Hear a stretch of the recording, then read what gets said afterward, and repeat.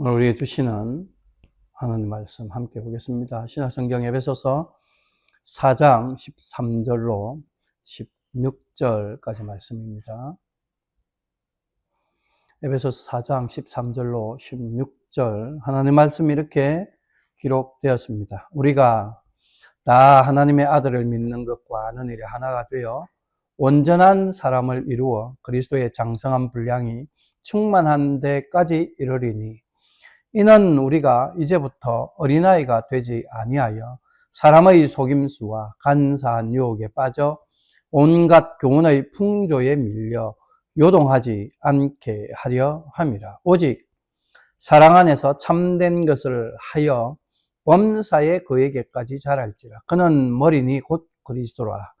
그에게서 온 몸이 각 마디를 통하여 도움을 받음으로 연결되고 결합되어 각 지체의 분량대로 역사하여 그 몸을 자라게 하며 사랑 안에서 스스로 세우느니라.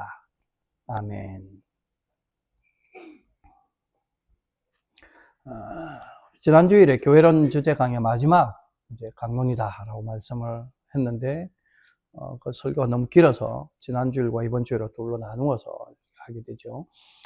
교회 본질적 사명을 알고 그 사명을 성취하기 위해 실천해야 할 일들이 무엇인지까지 살펴보면서 그런 일들까지 잘 감당해가는 교회는 어떤 특징이 있느냐, 우리가 그걸 좀 확인하고 있는데, 그런 특징을 가진 교회가 성경이 제시하는 참되고 바른 교회, 제가 좋아하는 표현을 하면 참된 개혁교회, 세상적인 말로 표현하면 이상적인 교회, 그렇게 말할 수 있다고 했죠. 바울 사도가 오늘 본문 말씀을 통해서 이런 이상적인 교회를 어떻게 묘사하고 있느냐?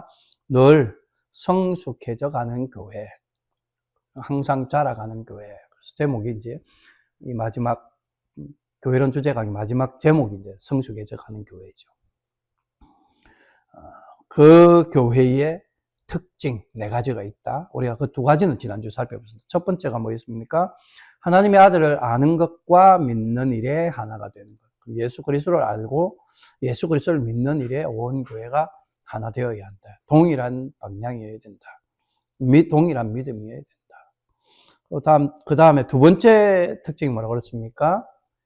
요동하지 않는 거다. 어린아이는 요동하는 게 특징적인 건데 어린아이가 되지 아니한다. 왜 아니하냐? 요동하지 않아야 되겠다. 그래서 우리가 요동하지 않는 것이 어떤 것인가를 지난주에 살펴보았죠. 이제 오늘 남은 3번째, 4번째 살펴보려고 합니다.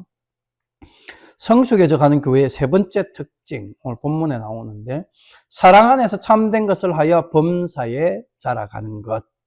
15절 말씀이죠. 15절을 우리가 다 같이 함께 공독합니다. 시작. 오직 사랑 안에서 참된 것을 하여 범사에 그에게 자랄지라. 그는 머리니 곧 그리스도라. 여기서 15절 시작이 오직 하고 딱 시작하는 이유가 뭘까요? 오직 이것밖에 없다. 다른 거 없다 이 말이죠. 딱 그걸 강조하는. 다른 길이나 다른 방법은 없다. 교회가 성숙해져 가는 것 딱 한 가지 방법밖에, 한 길밖에 없는데 뭐냐? 사랑 안에서 참된 것을 하는 것이다. 참된 것을 하여. 이게 이제 좀 아쉬운 게, 우리 한글 번역을 하면서 우리 한국말은 이 단어가 이게 좀 애매한 거예요. 여기서 하다라고 이렇게 써놓으니까 참된 것을 하다. 그러면 우리는 일반적으로 한국말에 익숙한 사람들 뭔가 행동을 하다라고 생각을 해요. 이 참된 것을 하다. 그럼 참된 것을 한다. 뭔가 실천한다. 행동한다. 이게 아니라는 거예요. 영어로 보면 아닌 게 명확한데 우리 한국말이 되게 애매하다.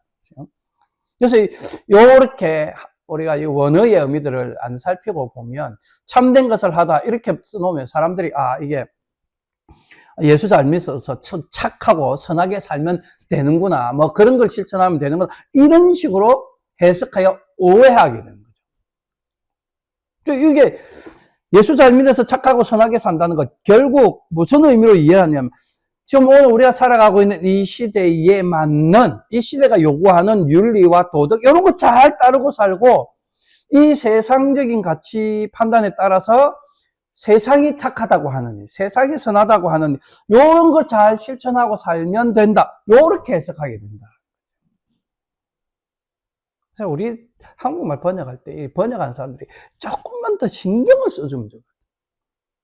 여기는 글자 하나만 딱 들어가면 원래 의미를 딱 살릴 수 있는데, 그 단어라고 말하기 때문에 그 글자 하나를 딱 빼는 바람에 이런 착각을 일으키게 한다는 거죠.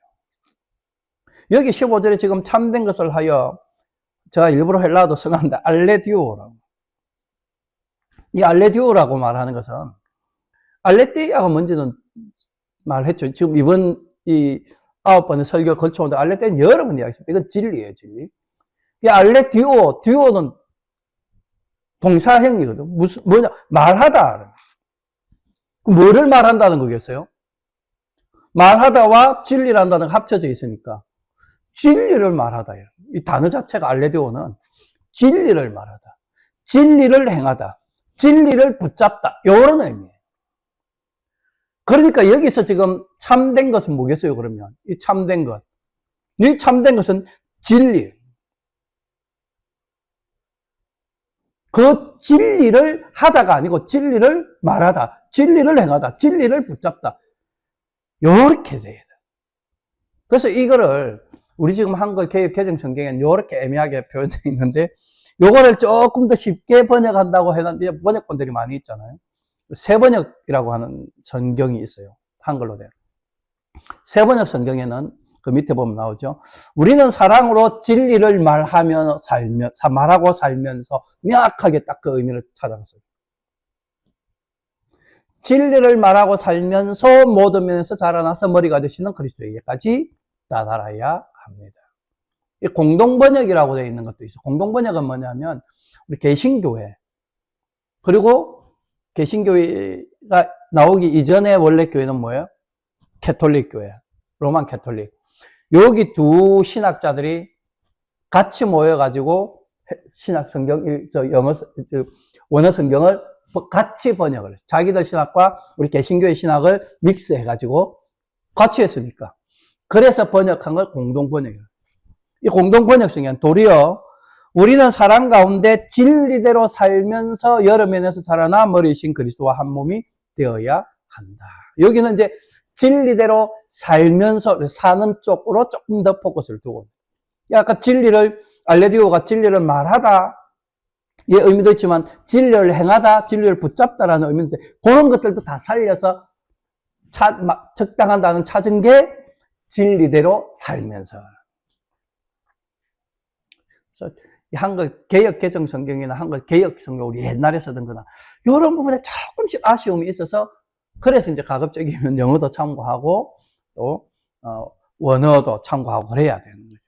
어쨌든 지금 이 15절을, 이 부분을 원어의 의미에 맞게 번역을 하면, 우리는 사랑 안에서 그 진리를 붙잡고 그 진리만을 말하며 그 진리만을 따라 살면서 범사의 모든 일에서 그에게까지 자랄지라. 이렇게 번역을 하는 게 더 정확하다. 사람의 속임수와 간사한 유혹에 빠지지 않고 모든 거짓 교훈의 풍조에 이리저리 밀려 요동하지 않기 위해서는 우리가 어린아이 그 상태에 머물러 있지 않고 자라가야 되는데, 그 자람과 그 성장의 방법, 그 과정, 그 길이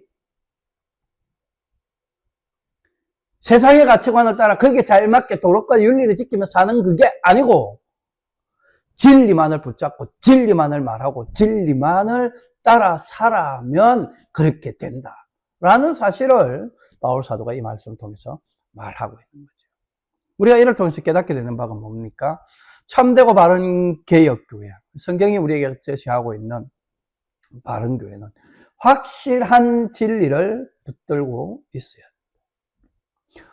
우리 참된 개혁교회는 확실한 이 진리를 기준으로 삼고 있어야 돼요. 그래야 온갖 세상의 이상한 교훈과 그 풍조에 밀려서 이리저리 요동하지 않게 돼요. 이 기준이 중요하다. 지난주에도 내가 시금석 이야기했잖아요.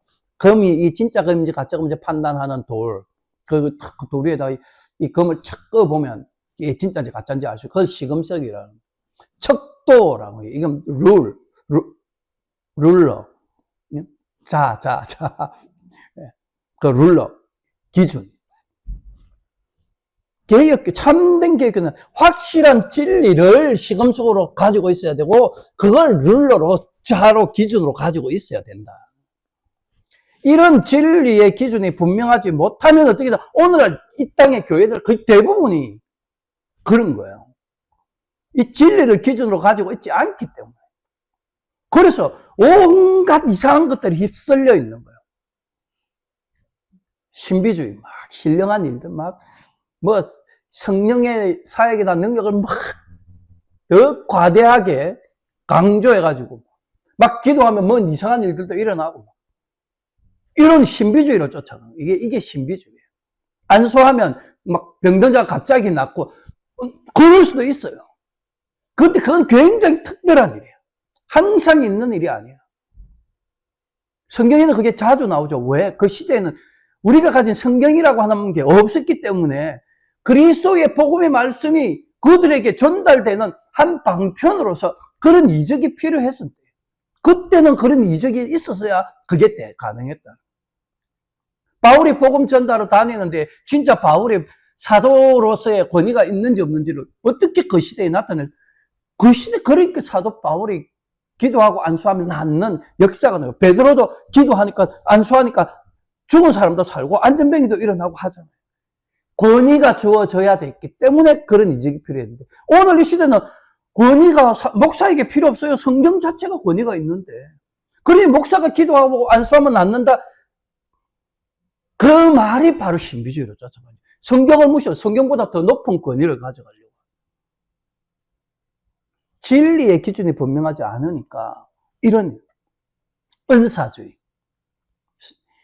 이 온갖 성경에 언급하고 있는 은사들, 이런 것들 막 쫓아가고, 번영신학, 뭐 하면 어떻게 하고 말씀대로 막 잘 살면 막 잘 되고 막 부흥하고 성장하고 교회가 빛가반짝 커지고 번영해 간다고 우리 한국말.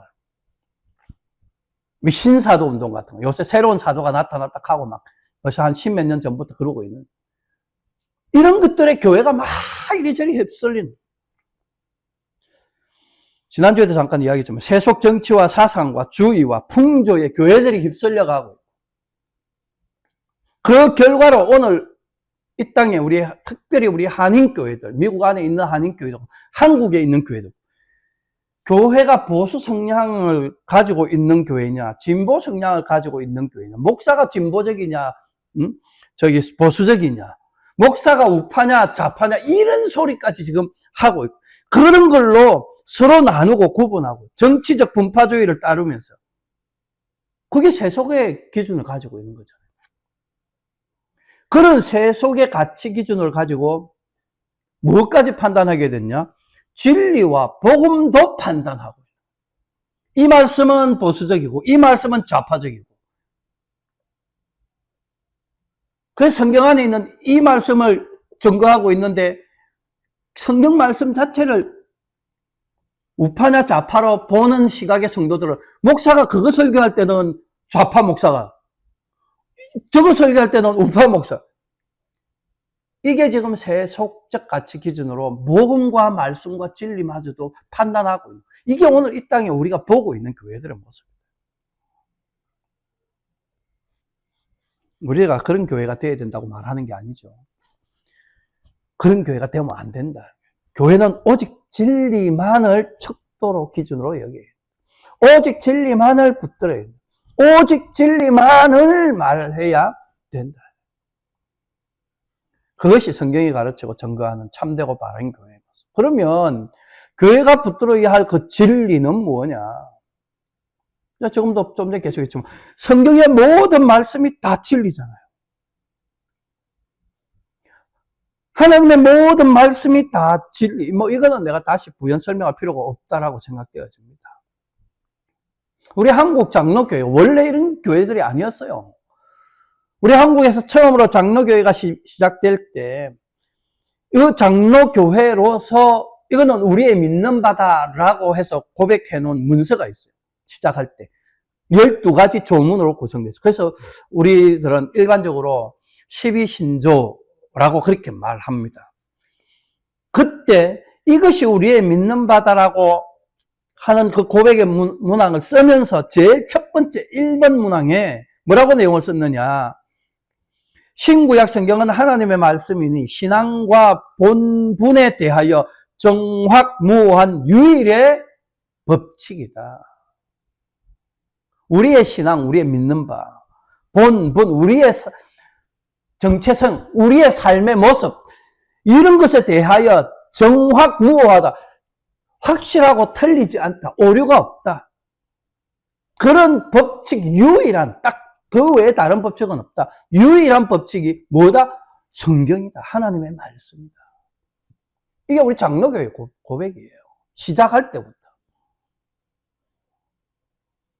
그러니 우리 장로교회 교인들은 어떻게 생각하면 살아야 돼요? 성도의 신앙생활과 생활의 유일한 법칙과 기준은 바로 이 성경 하나님 말씀이다.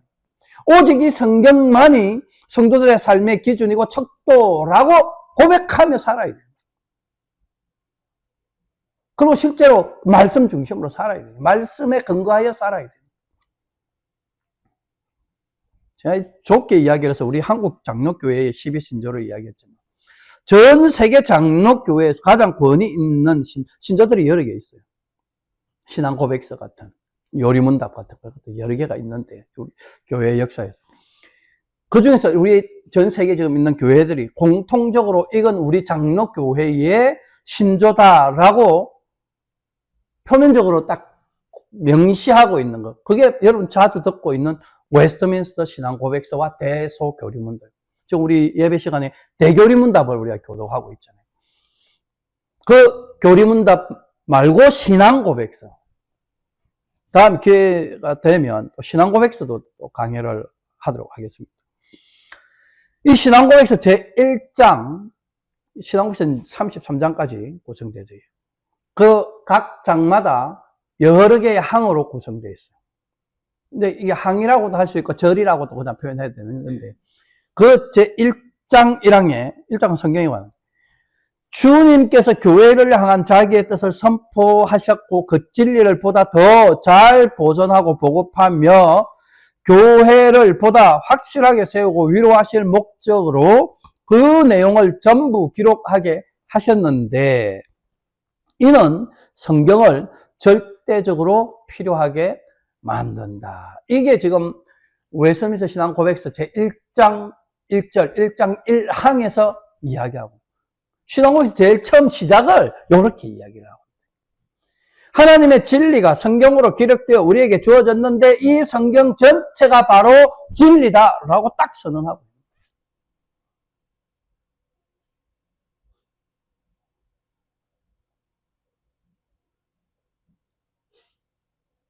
이게 우리 장로의 신앙 고백이에요. 성경 말씀이 진리다. 성경은 우리가 또 다른 말로 표현하죠. 하나님의 말씀. 하나님의 말씀은 진리다. 그런데 자 이제 이걸 좀 좁혀봅시다. 그 성경이 이 진리라고 말하는 이 성경이 가르치는 가장 핵심적인 진리는 뭐예요? 성경을 딱 요약해 보니 이거를 이야기하더라. 그게 뭐예요? 예수 그리스도잖아요. 성경은 창세기부터 계시록까지 누구를 증거하고 있어요? 예수 그리스도를 증거하고. 그러니 성경이 증거하는 최고의 진리는 무엇입니까? 고민할 문제가 아니죠. 그건 예수 그리스도예요.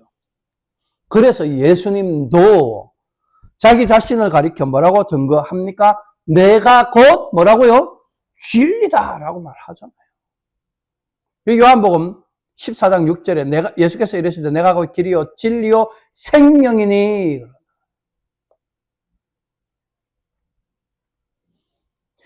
참된 진리, 유일한 진리는 내가 곧 길이요 진리요 생명이라고 말씀하신 예수 그리스도예요. 성경은 그 진리이신 예수 그리스도에 관한 기록이에요. 그래서 성경은 예수 그리스도를 증거하는 책이다라고도 말할 수 있는 거예요. 이 사실은 예수님이 엠마오로 내려가던 두 제자에게 친히 성경을 풀어 가르치실 때 하신 말씀에도 나오죠.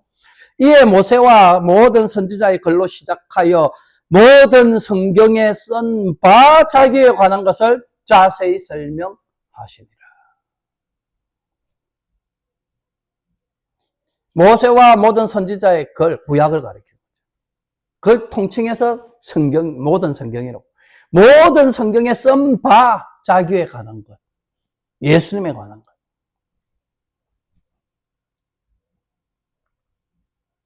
성경은 예수님이 진리라고 말하고.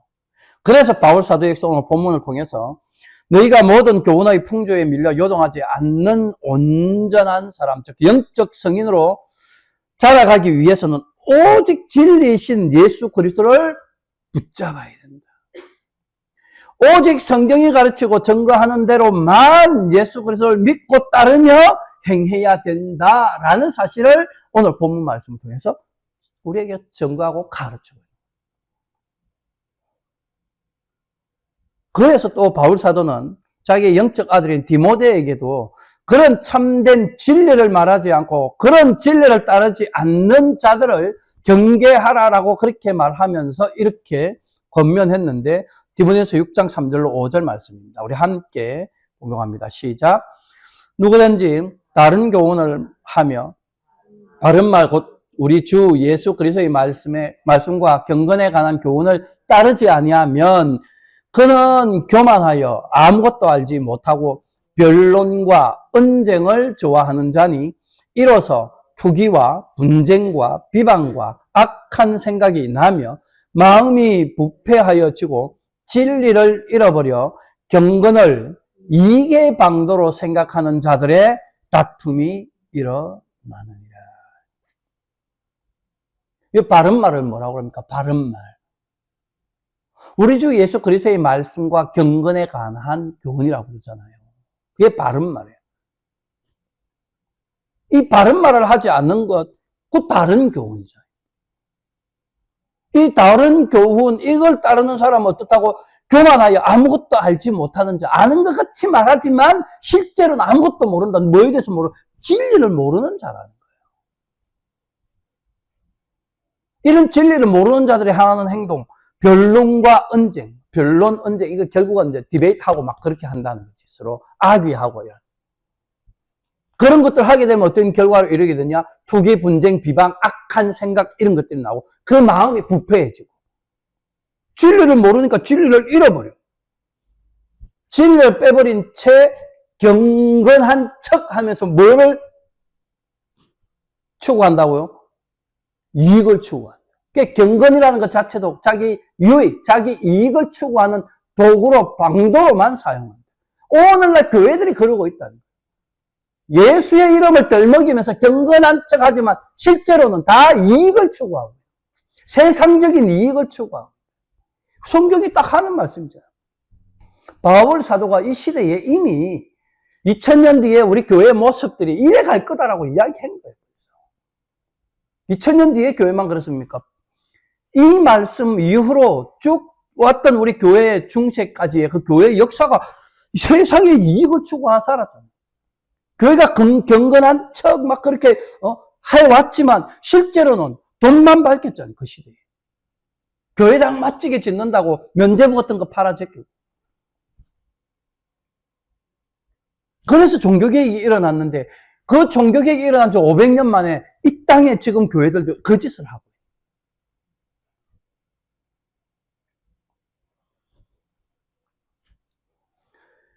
여기 지금 디모데전서 6장 3절에 나온 바른 말, 교리적으로 맞는 말. 주 예수 그리스도의 말씀과 경건에 관한 교훈. 우리 장로교회가 가지고 있는 교리들, 그것이 다 주 예수 그리스도의 말씀과 경건에 관한 교훈. 우리가 가지고 있는 장로교회가 고백하는 교리들이 뭐라고 아까 말했죠? 요즘신앙 고백서, 대소교리문답. 이게 오늘 이 말씀에서 말하고 있는 바른 말들인 거예요. 이런 바른 말 따르지 않으면 그게 다른 교훈을 말하는 자들인 거예요. 이런 바른 말, 이런 바른 교리를 따르지 않으면 맨날 하는 게 싸움. 맨날 하는 게 어떤 행위로 나타나냐? 투기, 분쟁, 비방, 악한 생각으로 만나. 예수 그리스도의 말씀을 붙잡지 않고 말하지 아니하는 자, 다른 교훈을 말하는 자이고 다른 교훈을 따르는 자이고, 그래서 그들은 교만하여 결국은 하나님의 말씀마저도 거부하고 대적하는, 진리의 말씀을 거부하고 대적하는, 그러니까 그들은 진리가 없는 거, 진리를 잃은 자. 이런 자들이 다 자기 배만 채운다. 이익을 따른다고 그러잖아요. 경건을 이익의 도구로, 방도로만 생각. 사도 바울은 이런 인간들을 빌립보에서 어떻게 규정하고 있느냐. 십자가의 원수다라고. 빌립보 3장 17절로 19절 함께 봅니다. 시작. 형제들아, 너희는 함께 나를 본받으라. 그리고 너희가 우리를 본받은 것처럼 그와 같이 행하는 자들을 눈여겨보라. 내가 여러 번 너희에게 말하였거니와 이제도 눈물을 흘리며 말하노니, 여러 사람들이 그리스도의 십자가의 원수로 행하느니라. 그들의 마침은 멸망이요 그들의 신은 배요 그 영광은 그들의 부끄러움에 있고 땅의 일을 생각하는 자라. 경건을 단지 이익의 도구로만 생각하는 자들은 오로지 자기 뱃속을 하나님 삼, 자기 뱃속 채우는 그 일에만 몰두한다. 그들의 신은 배요, 그들이 섬기는 하나님이 실제로는 자기 배 채우는 도구다. 그렇게 살아오고 자기 이익, 자기 뱃속을 챙기는, 이속만 챙기는, 결국 그게 땅의 일을 생각하며 세상 풍조를 따라 사는 거예요. 그런 자들이 어떠다고요? 십자가의 원수다. 그리스도의 십자가의 원수다.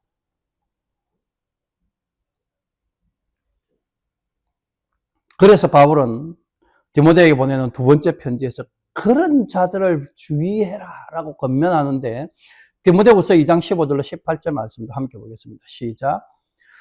너는 진리의 말씀을 옳게 분별하며 부끄러울 것이 없는 일꾼으로 인정된 자로 자신을 하나님 앞에 드리기를 힘쓰라. 망령되고 헛된 말을 버리라.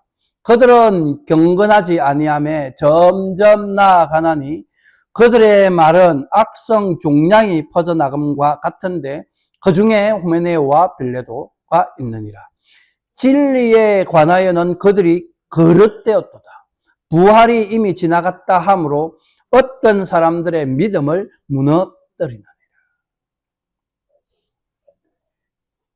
이 시대에 벌써 바울이 디모데에게 편지를 쓰던 이 시대에 벌써 성경의 진리된 이 말씀을 거릇되게 믿고 거릇되게 가르치는 자들이 있었다. 부활은 이미 지나갔다. 이제 부활은 끝났다. 그렇게 말하면서 내가 재림 예수다. 내가 보혜사다. 내가 그리스도다. 그렇게 말하는 자들이 이미 이 시대에 등장했다. 그런데 그 시대에만 지금도 그런 인간들이 있잖아요. 신천지 이만희 같은 사람은 지금도 지가 재림 예수라고 말하고 다니잖아요. 안 죽는다고, 영원히 부활하고 진짜 안 죽는지 봐야 돼. 근데 왜 골골하고 있는지 모르겠어. 그러니 여러분, 우리가 진리의 말씀을 제대로 바르게 알지 못하면 이렇게 어린아이가 유혹에 쉽게 넘어가듯 온갖 거짓 교훈과 가르침이 넘어가는, 오늘 한국 교회가 그런 거예요. 진리의 말씀인 이런 말씀들을 바르게 배우는 일에 등한이 아닌 거예요. 교리적인 가르침을 싫어하는, 듣고자 원하자 지루하다, 재미없다고, 그런 교리될 말씀들을 자꾸 거부하니까, 알아야 되는 핵심 진리를 모르니까 온갖 세상 일들에 관심 가지고 그런데 치우쳐 이리 비틀 저리 비틀하고 세속적인 이야기만 가지고 교회 안에 들어와가지고 네 편 내 편 나누고 좌파 우파 구별해서. 우리는 그러지 말아야 된다. 이러한 거짓 가르침에 넘어지지 않기 위해서 우리는 성경이 말씀하고 있는 바를 잘 배우고 잘 익혀서, 그리고 그대로 믿고 또 그대로 고백하며 그대로 행하기를 힘써야 돼. 성경대로 믿지 않는 것, 그게 다 헛짓입니다. 성경이 증거하는 예수로 그리스도를, 그 예수 그리스도의 탄생과 죽으심과 부활과 그분이 행하신 모든 구속의 사역들을 믿지 않는다면 지금 우리가 하고 있는 이 예배, 이런 신앙형이 이게 다 헛짓거리는 거예요. 바울이 그 이야기 했잖아요. 안 하니만 못한 짓을 하는 거예요. 그래서 유다서는 그렇게 헛된 것, 거짓 교훈을 가르치는 자들을 뭐라고 규정하느냐? 가만히 들은 자. 살짝 들어와가지고 속이고 꿰고 넘어뜨리고. 그게 마귀가 하는 거죠. 오늘 시대 교회 안에도 이런 가만히 들어온 자들이 많은 걸 우리 알아야 돼요. 주의해야 돼요. 그러니 오늘 저와 여러분들도 성경을 가르친다고 해서 누군가가 말한다고 해서 무조건 쫓아가면 안 돼요. 그 사람이 가르치는 그 내용이 옳은지 그런지 바르게 지금 증거되고 있는지 분별하며 쫓아가야 돼요. 아까 디모데후서 2장 5절에서 그 이야기 했잖아요. 지금 15절에서. 옳게 분별해야 돼요. 그 분별하기 위해서 이게 맞는지 틀린지 어떻게, 뭐가 있으면 기준이 정확하게 서 있어요. 그러니까 바르게 분별하기 위해서라도 여러분들은 바른 말, 곧 예수 그리스도의 말씀과 경건에 관한 교훈들이 잘 요약되어 있고 잘 정리되어져 있는 그 신앙 고백과 요리문답, 이걸 열심히 공부하고, 그래서 성경의 핵심 교리들을 잘 알아야 맞는 말인지 목사가 하는 설교가 틀렸는지 구별할 수 있어요. 그러므로 우리 코람디아 개혁장로교는 이렇게 성경에 기록된 모든 진리를 확고하게 붙들어야 돼요. 주 예수 그리스도의 말씀과 경건에 관한 교훈에 순종하며 살기를 힘써야 돼요. 그걸 힘쓰기 위해서 우리는 그 교리 말씀들, 교리들을, 신앙 고백서와 교리 문답들을 배우는 일에 열심히 해요. 이것이 하나님의 아들이신 예수 그리스도를 믿는 것과 아는 일에 하나 되어져 가는 거예요. 내가 듣기 좋은 것만 들으려고 하는 거, 그건 하나 되는 게 아니잖아요. 각자가 다 듣고 싶은 게 다른데. 그런데 내 듣고 싶은 게 중요한 게 아니고 성경이 말하고 있는, 가르치고 있는 그 핵심 진리를 배운, 거기에 내 관심사 떼놓고 내가 좋아하는 거 떼놓고 그렇게 쫓아가는, 이게 하나 되고 일치되어져 가요.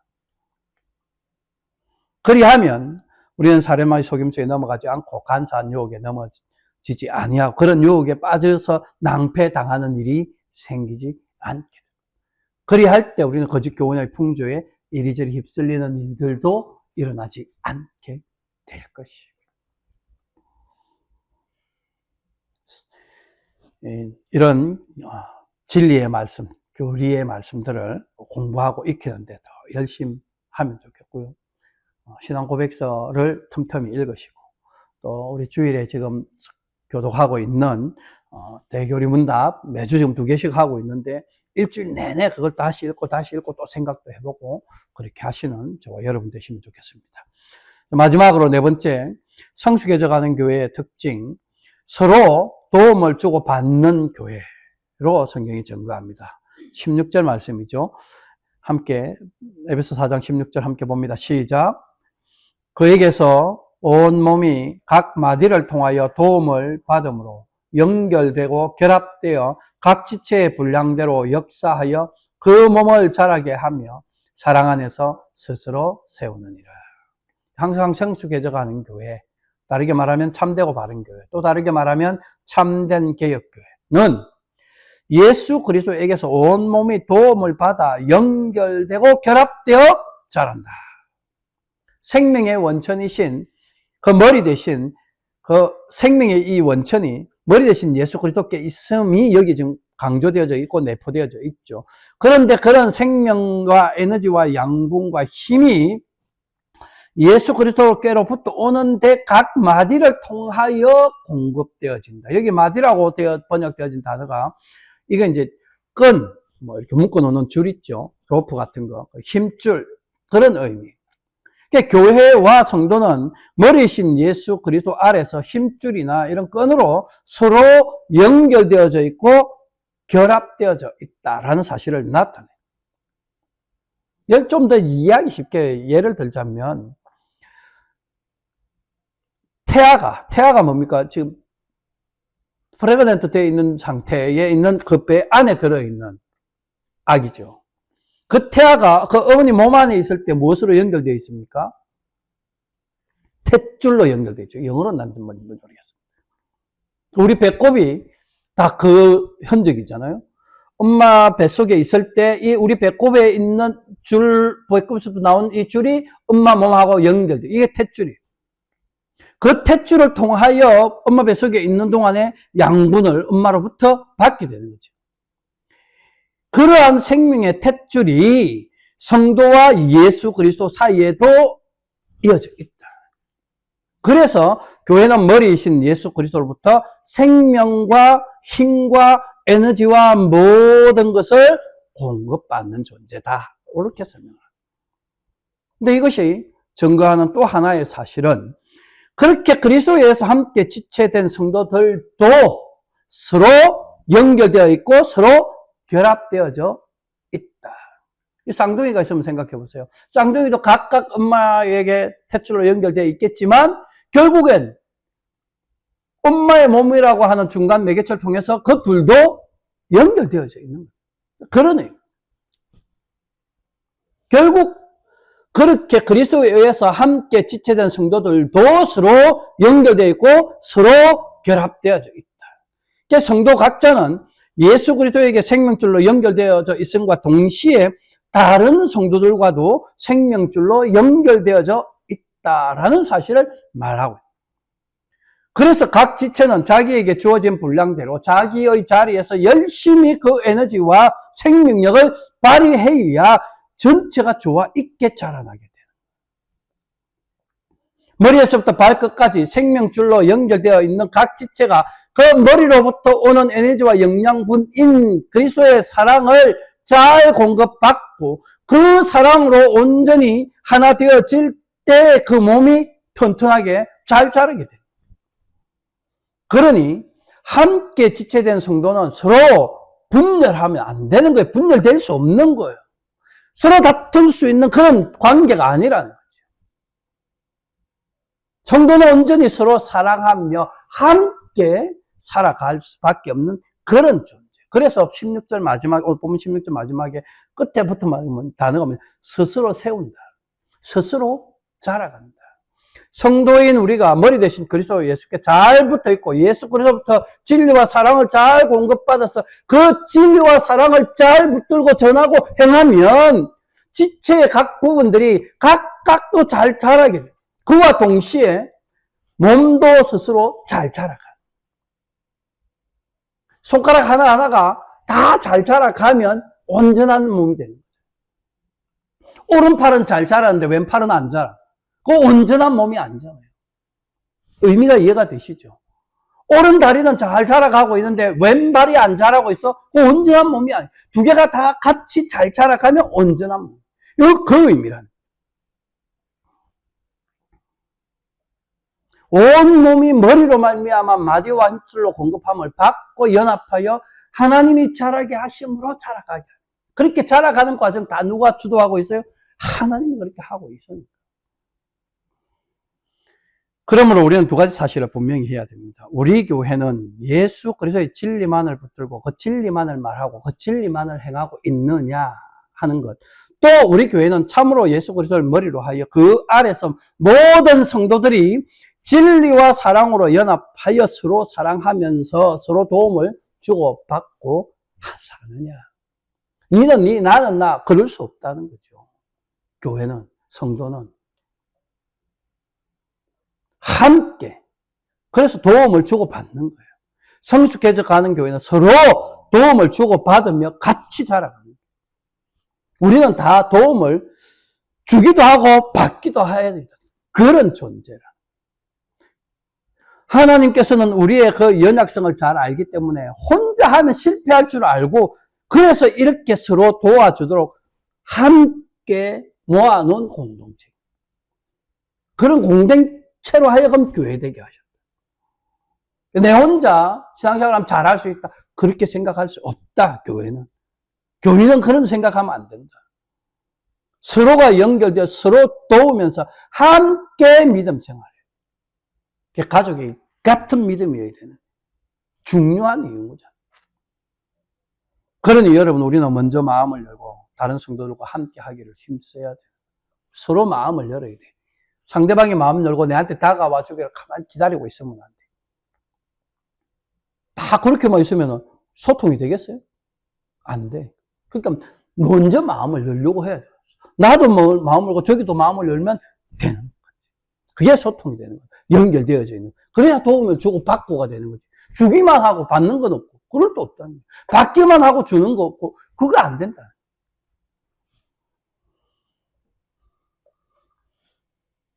우리는 서로 먼저 다가가요. 마음을 열고. 그렇게 해야 그 다른 성도의 필요를 살필 수 있고 그 어려움도 우리가 헤아릴 수 있고 헤아려야 참여가 돼요. 그렇게 참여가 될 때 그거를 우리가 지난주에 살펴본 말씀에 의하면 참된 사귐, 다른 말로 참된 교제. 그게 성숙해가는 교회의 실천한 모습이라고 말씀드렸죠. 그렇게 참된 사귐을 실천해야 되는 거예요. 그렇게 실천하는 교회의 모습이 사도행전 2장과 4장에 나오잖아요. 없었던 게 아니에요. 실제로 그런 교회가 나타났던. 사도행전 2장과 4장 페이지 있죠. 그게 성도 간에 서로 도움을 주고받는 삶이 어떤 건가를 잘 믿는 사람이 다 함께 있어. 모든 물건을 서로 통용하고 재산과 소유를 팔아 각 사람의 필요를 따라 나눠줬다. 서로 나눠주고 살피니까 참여가 되는 거죠. 그 성도 간에 서로 도움 주고받는 삶이 어떤가 가장 극적으로 잘 보여주는 거예요. 이런 모습을 세상에서 발견할 수 있어요? 없어요. 세상은 그렇지 않답니다. 이 시대에는 피를 나눈 형제와 가족까지도 보기 드문 모습이죠. 드문 게 아니고 없지 뭐. 돈 때문에 서로 소송하고 죽이고 하는 일. 부모가 자식을 죽이고 자식이 부모를 죽이고 형제가 형제를 죽이고 하는 일이 돈 때문에 일어나고 있는데 이 시대에 이런 걸 볼 수 있느냐. 그러나 그리스도 예수 안에서는 가능하다라고 하는 것을 초대교회가 보여주잖아요. 하나님의 아들이신 예수님을 믿는 것과 아는 일에 하나 된 교회는 이렇게 서로 도우며 살았다. 이게 성경이 말하는 참된 교회다. 이게 참된 교회의 모습이고 참된 교회 성도들의 모습이고 삶이다. 보여주고 있는.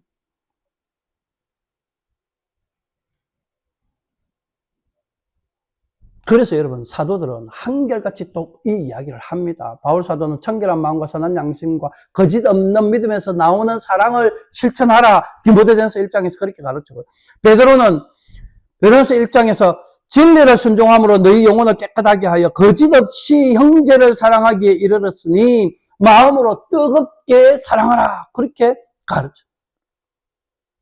그러므로 진리이신 예수 그리스도 하나님의 아들이신 예수 그리스도를 믿고 아는 자는 반드시 거짓 없는 믿음에서 나오는 사랑으로 형제와 이웃을 마음으로 뜨겁게 사랑하며 살아야 되는 거예요.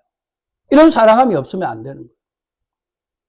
그러면 우리도 사도행전이 증거하는 그런 초대교회, 예루살렘 교회 같은 삶을 살게 돼요. 그런 모습으로 세상에 비춰지게 돼요. 우리도 그렇게 서로 도움을 주고받으며 뜨거운 사랑을 나누는 삶을 살게 될 것입니다. 세상은 그럴 수 없지만 우리는 그럴 수 있어요. 하나님이 우리를 그렇게 만들어 가시기 때문에.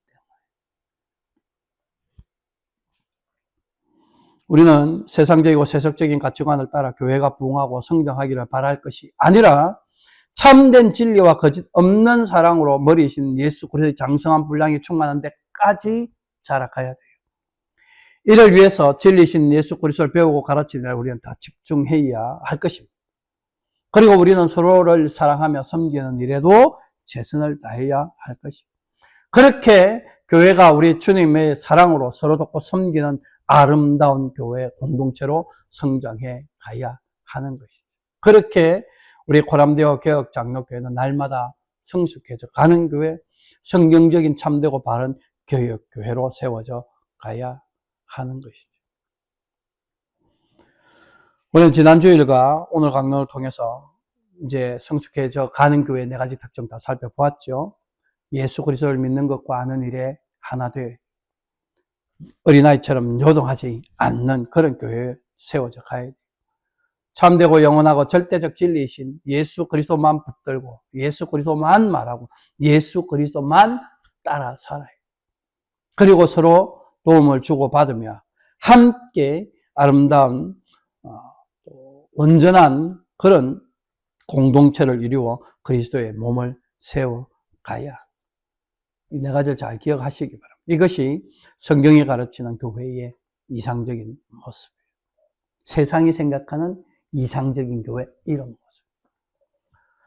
우리 교회가 이 네 가지 일에 열심을 내어 항상 성숙해져가는 교회 되기를 소망합니다. 그리할 때 저와 여러분, 우리 또 코람데오 개혁장로교회는 하나님이 기뻐하시는 온전한 사람으로 자라서 예수 그리스도와 온전히 연합한 자, 예수 그리스도를 머리로 둔 온전한 교회로 세상에 전거될 것이기 때문입니다. 그런 저와 여러분들의 믿음의 삶을 통해 오직 하나님만 영광을 받으시고 오직 예수 그리스도 이름만 높임 받으시는 그런 역사가 일어나기를 우리 주님의 이름으로 간절히 축원합니다. 기도하겠습니다. 우리를 사랑하셔서 그리스도 안에서 구원의 은혜를 베푸시어 자녀되게 하신 하나님 아버지께 모든 감사와 찬송과 영광을 올려드립니다. 또 베푸신 은혜를 따라 성령으로 충만케 하시어 우리의 구원이 되시고 참 진리 되시는 예수 그리스도를 더 잘 알아가게 하시며 그리스도께서 이 땅에 행하시고 우리에게 베푸신 그 사랑을 우리도 진리 안에서 행하려는 마음을 주심으로 우리를 그리스도 안에서 온전한 사람으로 자라가게 하심도 감사를 드립니다. 원하옵기는 영적 어린아이 같은 신앙 상태에 계속 머물러 있으려 하는 저희를 불쌍히 여기셔서 성령으로 말미암아 진리를 깨닫게 하시고 또 머리 되신 예수 그리스도만 온전히 붙들고 살게 하셔서 우리의 온 삶을 통해 오직 예수 그리스도만 증거하게 하옵소서. 그런 우리들의 그리스도인 된 삶을 통하여 예수 그리스도의 구속의 은혜와 하나님 아버지의 크신 사랑이 널리 선포되게 하셔서 믿음으로 구원 얻는 자들이 더 많아지게 하실 뿐만 아니라 하나님의 나라가 확장되는 놀라운 역사도 나타나게 하시되 우리 코람데오 개혁장로교회가 그 일에 크게 쓰임받게 하옵소서. 교회의 머리가 되시며 지금도 성령으로 우리 가운데 거하시며 우리가 날마다 성령의 열매를 풍성히 맺게 인도하시는 우리 구주 예수 그리스도 이름으로 기도하옵나이다. 아멘.